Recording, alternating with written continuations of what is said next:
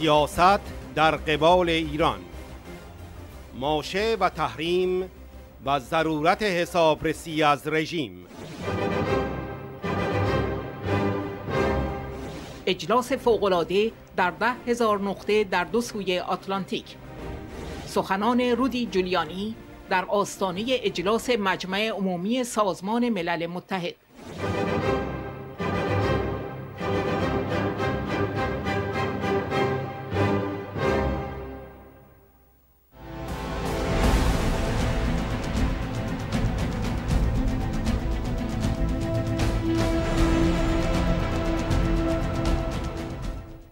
Madam Rajvi, all those dedicated to freedom and peace, for the great people of Iran who are gathered to listen to this broadcast.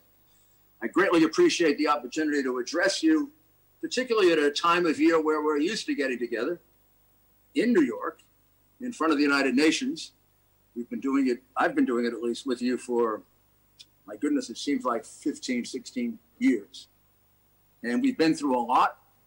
And if I think back to the first time I was there, which I believe was in 2008, things have changed a lot.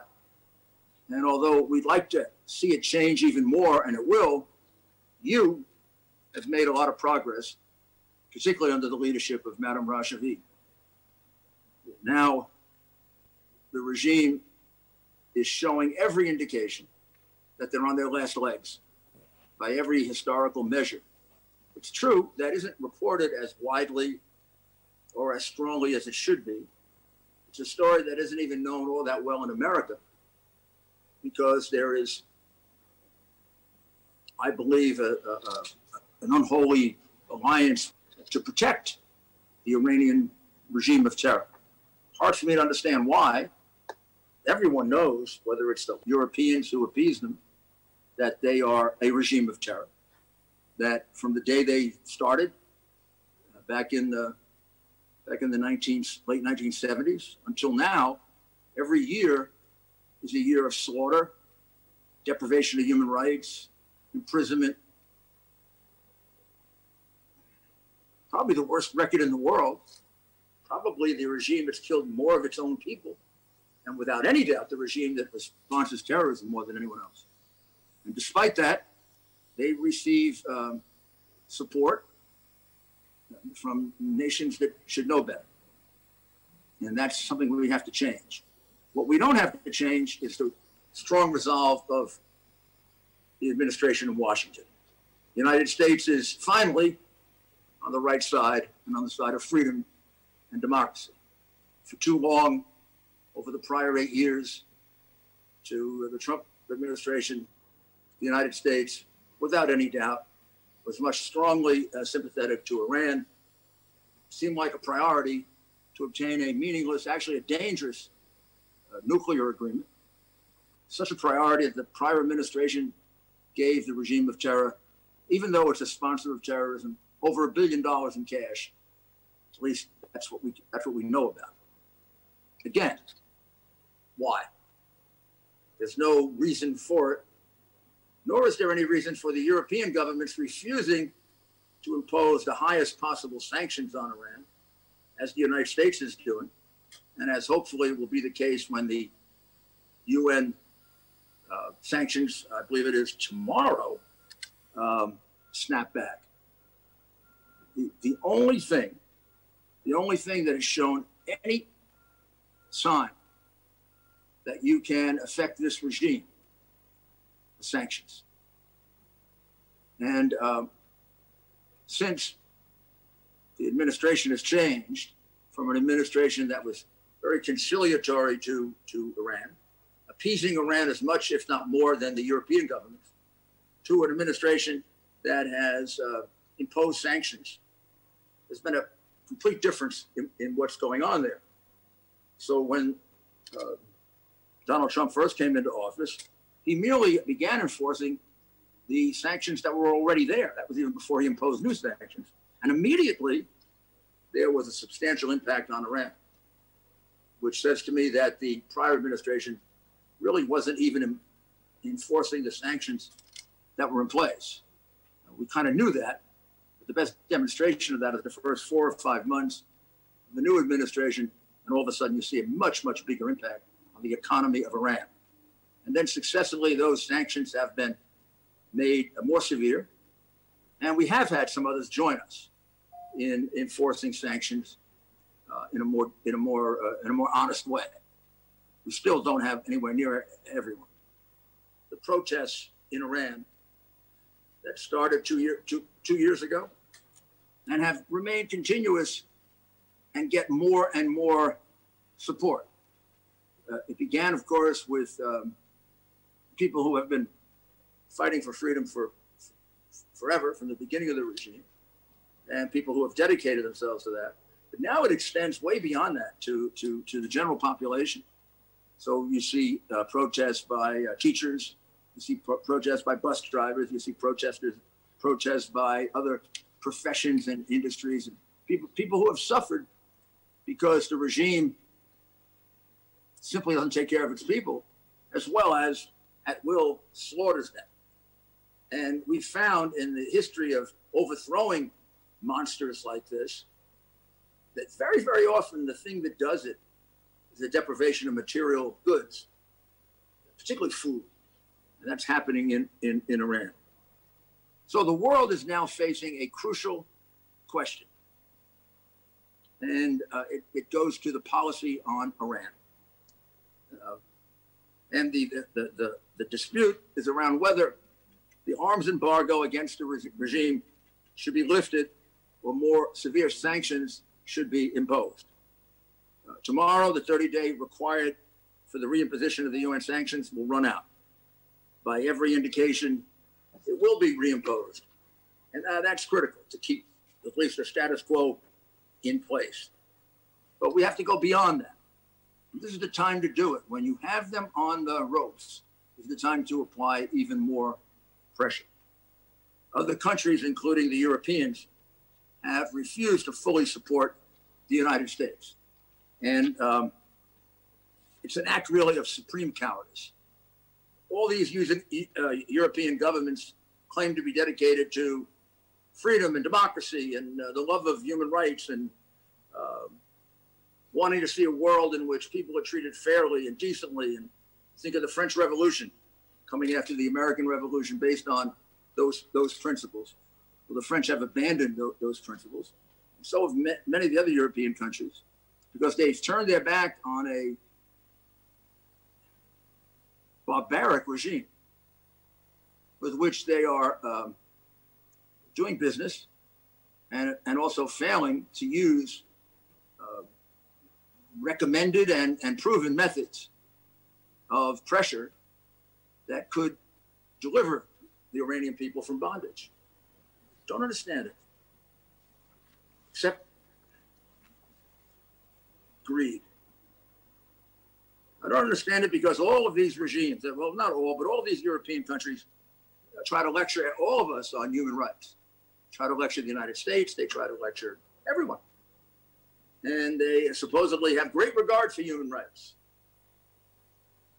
What about the human rights of the Iranians? What about the human rights of countries that the Iranians have dramatically damaged by their support for terrorism?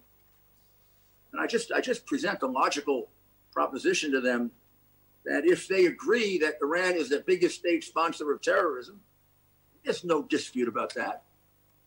That means that all of the money that they are giving to Iran through whatever commercial arrangements they have, despite the money they're making, and all the help that it gives Iran with their turning their eyes and turning their back from the barbaric acts of the Iranian regime, all of that is getting people killed. If you give money to an organization that's the biggest sponsor of terrorism, then I don't know. Don't you realize that that money is going to terrorists? And what do terrorists do? They kill people. I found it disgusting, horrible, and I thought illegal for the President of the United States to turn over to them in cash over $1 billion. First of all, I found it's being turned over in cash the way criminals do it. Reminds me of the drug transactions and the illegal arms trade that I used to prosecute as the United States attorney. To turn over cash to a regime that murders more people than just about any regime on earth by a United States president shows some real deterioration in America's honor, morality, and really care for human rights and human suffering. One of the most embarrassing and damaging acts in American foreign policy, only to be exceeded by the agreement that was reached, allowing Iran to become a nuclear power. Of course, they were part of the same thing, because the cash came along with the agreement. Not enough that we're going to let them become a nuclear power. Also gave them money. Of course, the perpetrators who did it say, oh, they were owed the money because the money had been tied up. No, they weren't owed the money. They're not the proper regime of Iran. They double-crossed those people and killed very, very, very many of them. And if we would pay attention to Iran, with just a little bit of concentration beyond the cover-ups that we get in the New York Times and the Washington Post, and where the Iranian propaganda machine has somehow prevailed, they are presently killing people, in some cases at record rates. They certainly are killing people associated with us. They're killing people way beyond that as well. They're a regime that's desperate now, and desperate regimes strike out very, very harshly. And that's probably one of the best indications that they are. It has not changed in Iran. It's worse, and it's getting worse. I mean, just recently, they executed the wrestling champion, Navid Afaki. His only crime was he was doing what hundreds of thousands have done in the United States, sometimes to the point of creating riots in the United States. Of course, they're all protected, all those people. But Mr. Afaki lost his life because he was protesting the barbarity of the regime, which is not in dispute, that they are barbaric. Mustafa Salahi was very recently executed for the same crime. In just recent days, the MEK announced that at least 29 political prisoners are on death row. They execute more people than any country on earth, and they execute more people for non-crimes than anyone. The crime these 29 people, I believe, are charged with, and I shouldn't even say convicted, because I don't think they have a proper method for determining whether somebody's innocent or guilty. But if they're guilty of opposing the regime. Opposing the regime. And that isn't a barbaric dictatorship that you should not be doing business with. I mean, some of them are condemned to death under the charge, enmity to God. Now we're going back to the Inquisition, the Salem witch hunts, superstitious murders. Where in any decent understanding of God is the notion that people are executed in his name, any more than using airplanes to crash into buildings, to kill thousands of innocent people is somehow sanctioned by God. No, it's sanctioned by Satan, and it's satanic and demonic rather than holy acts.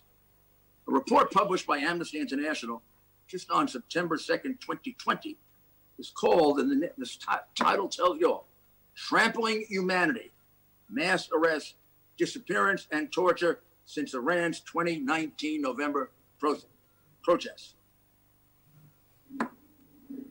Trampling humanity, mass arrest, disappearance, and torture since Iran's 2019 November protests. If you need any further proof that Iran is still the regime of terror that it has always been, that Iran is a cold-blooded murderer of its own people, that Iran exports terrorism to other places so that other innocent people are killed, then just read this report or just exercise your common sense and look. And my goodness, please don't back away for greed. There's not enough money for people to sell their souls, is there? I guess in Europe, there is. If you think the Iranian people are going to suffer from this, yes, they will suffer from it The way the people of South Africa suffered from sanctions, only to have that be the thing that delivered freedom to them. Well, people of Iran are willing to suffer for freedom. They're willing to die for freedom, as they show. Why wouldn't they be willing to suffer deprivation for freedom? 300 Iranian associations representing the vast diversity of the Iranian diaspora have issued a joint statement demanding reimposition. And there are 200 European parliamentarians have also made it clear on the record that they want to maintain the arms embargo, they want to reimpose the UN sanctions, and would like to go further. The regime of terror has increased its terrorist activities. I gave you some.